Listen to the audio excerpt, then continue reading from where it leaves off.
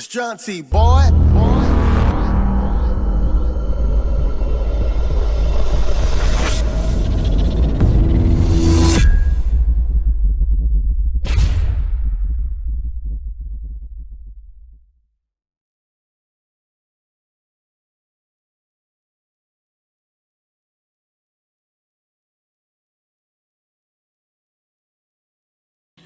Hey, what's going on, guys? I'm back. Um, it's been a it's been a real journey. Um, I'm actually in Mobile, Alabama. Um, I'm in this hotel, and I made it here safely. Of course, everyone. I'm sure you're probably asking the first thing: where is your equipment? Where are your Funko Pops? Well, I got this little guy right here.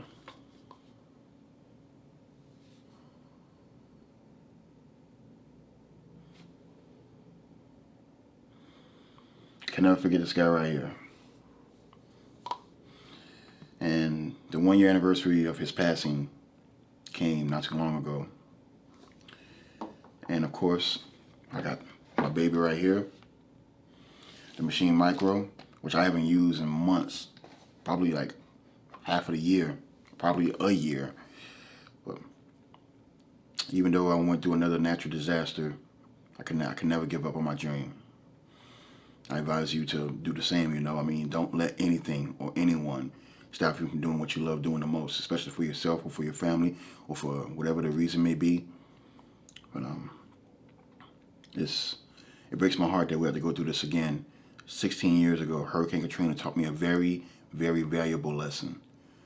That some people stayed behind, see if they could ride it out, but I wasn't willing to take that chance because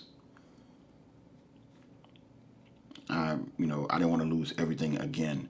But of course, sometimes in order to be better at what you're doing, sometimes you might have to start all over, no matter what the outcome may be, no matter what the consequences or actions may be. What the consequences of your actions may be. Staying there could be a good thing or a bad thing. Me coming out here could have been a good thing or a bad thing. Every decision you make has a consequence. Every good that you do will come back to you, and vice versa.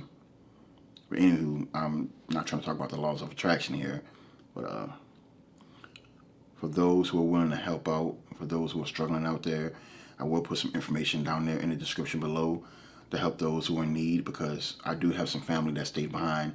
My niece, my aunt, and my uncle. I don't know if they're going to see this video, but if you guys are willing to donate to some charities or programs that are willing to help those who are highly affected by the hurricane, including myself, I'll put some links down there in the description below. Yeah, a lot of people are saying that Hurricane Ida was worse, far worse than Hurricane Katrina. It could have been if it weren't for the levees. Thank God. The levees were still intact. They were strong. They were highly impressive than before. But Hurricane Katrina, it still affects me to this day. I lost far more than what I did this year. And we were homeless. My family and I, we lost our home. We lost everything.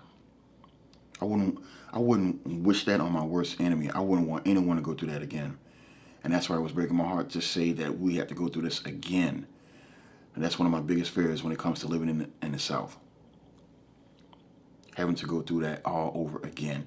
And here's the weird part. Here's the strange, ironic part about it. Hurricane Ida arrived on the 16th year anniversary of Hurricane Katrina. It arrived on the same day 16 years later. Is that a coincidence or what? I don't know. It was mind-boggling. I don't know what to say about that. As a man of faith, I try not to focus on the negatives. I try not to focus on numbers. And of course, there was one person who passed from the hurricane. God bless his or her soul. It would have been a big blessing to say that everyone survived this disaster. But for those who survived, I'm thankful, including myself. But we gotta do better as a community. We gotta do better as a people to stick up for each other. Because there are looting, lots of looting going on, lots of crime, people being robbed at gunpoint, looting certain things that aren't even essential for the person who's trying to survive. Because there was no power, there was no water. Some parts of the city got water and power back. But when 1 million plus people lost power, and some have to conserve water in order to survive until they get the full effect from the local officials, why steal certain things that has nothing to do with surviving, like jewelry, beauty products? Because there were people looting a beauty supply store. I can understand if someone was trying to loot a discount store, trying to get food. I understand that, but I don't condone that. You got to think of other people. It's sad. It breaks my heart how my people in New Orleans are just treating each other that way. And that's why I try my very best to earn things on my own, earn certain things that I would like to get for myself. It just breaks my heart how people are just willing to just walk over other people just to make it to the top. But for those who you walked all over to the top are the same people you're going to see when you on your way down. And for those who are wondering where I'm at, I'm in Alabama, close to my aunt. There's water, power here, a lot of resources for me to depend on. Yeah, it's 4:58 in the morning, and I couldn't sleep. Yeah, in this video, I'm talking about not just about Hurricane Ida and survival, but for wellness and self-care, mental health. Because I haven't taken my medicine like in 3 days, two at least. When your mind starts to fight you in certain ways where you think that this is the end or you don't have enough strength to withhold all the pain that's going on around the world or even in yourself, you gotta fight it. Pray on it. Work on yourself. And I'm trying to do the same for myself as well. Me, I'm pre-diabetic. Never thought I would be in this condition. Most of my life I was always healthy. Always in great shape, working out. In high school, I was on a basketball team, but I can't dwell on the past.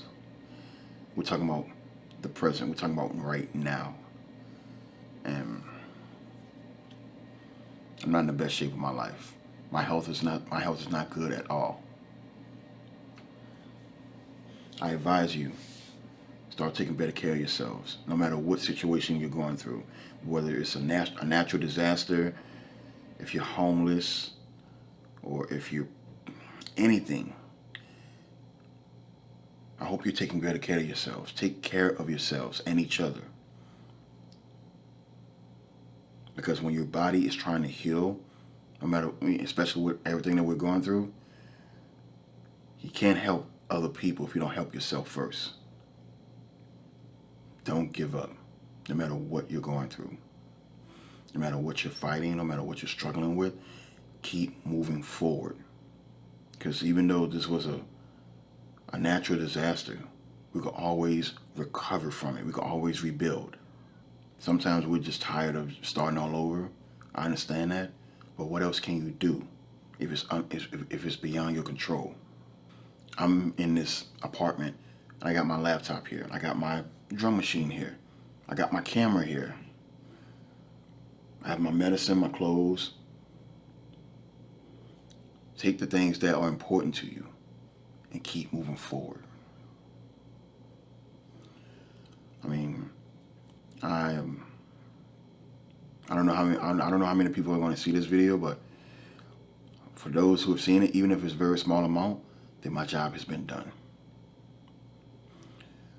Keep moving forward. Keep grinding. Be relentless. It's about 5:02. Breakfast starts in about an hour. I don't know if I'm going to eat breakfast. I need to go back to fasting. Because Lord knows how much sugar I consumed yesterday, and it scares me. Anyone who is affected, if you go online and track Ida, right now it's a tropical depression, I believe, so it's weakening as we speak.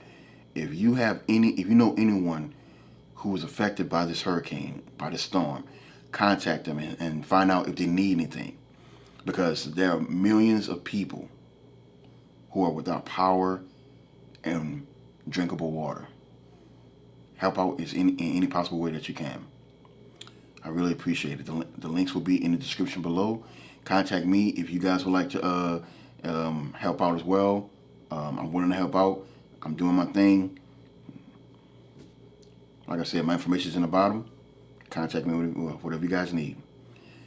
It's your boy Jaunti. I'm signing off. You guys stay safe out there. I love you guys. God loves you more. Stay blessed.